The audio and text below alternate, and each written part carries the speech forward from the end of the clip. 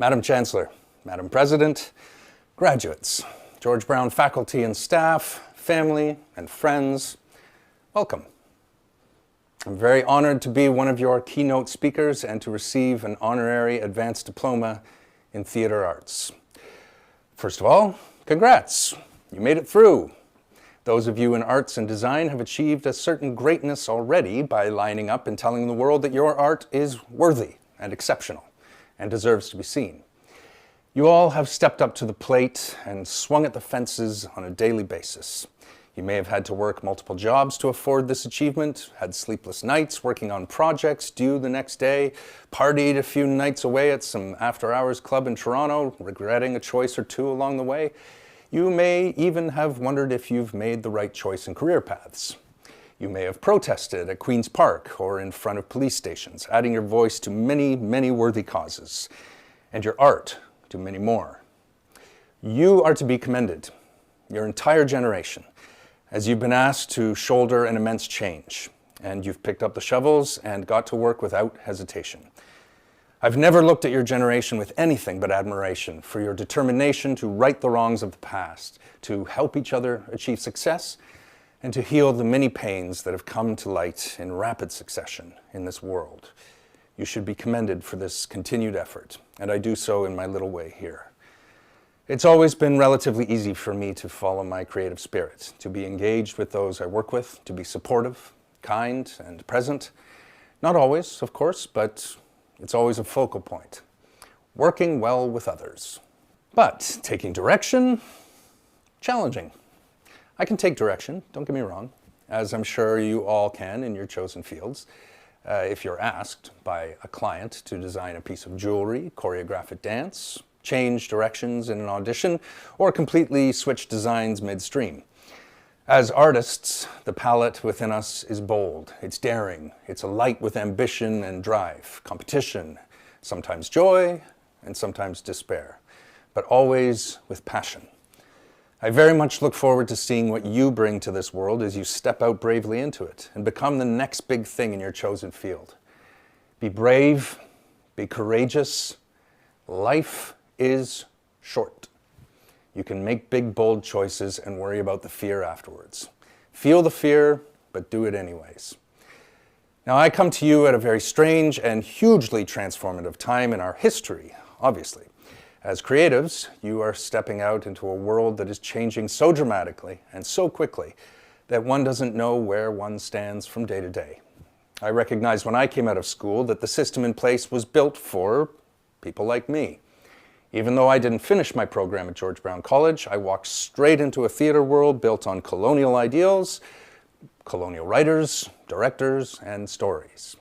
I recognized my privilege and what that afforded me.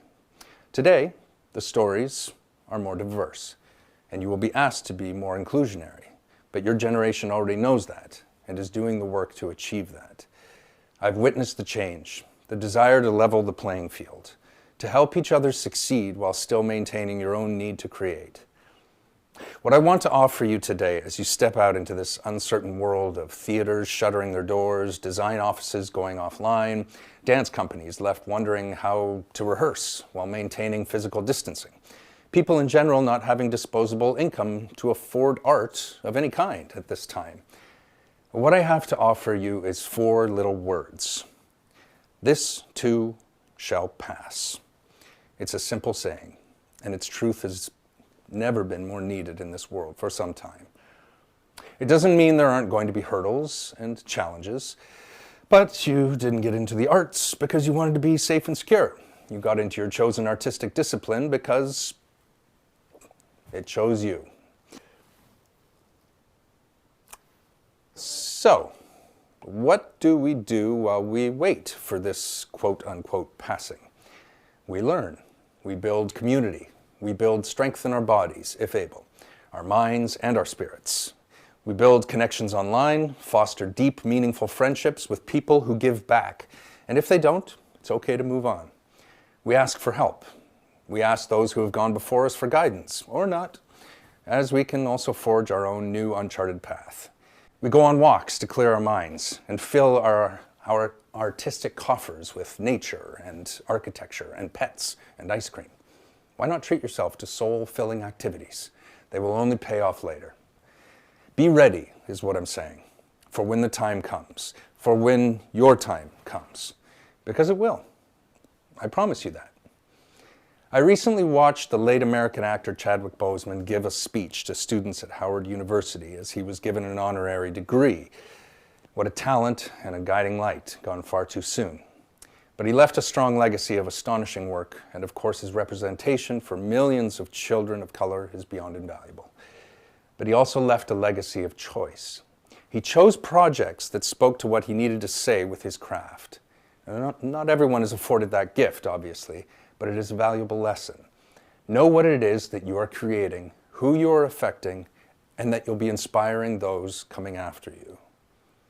I will end with this. I mentioned before I did not complete this program and am honored to come back to receive this honor regardless. Whether I was too young, too engaged with the club scene that was the mid to late 90s, or just had my fill of school up to that point, doesn't really matter.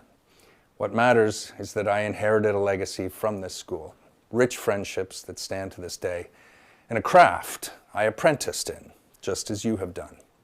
So go out and fail again, and then succeed, and perhaps fail again. But be fearless, and have some fun along the way, you happy few. Once again, thank you to the committee who decided on me receiving this honor. I am eternally grateful to you all. Thank you.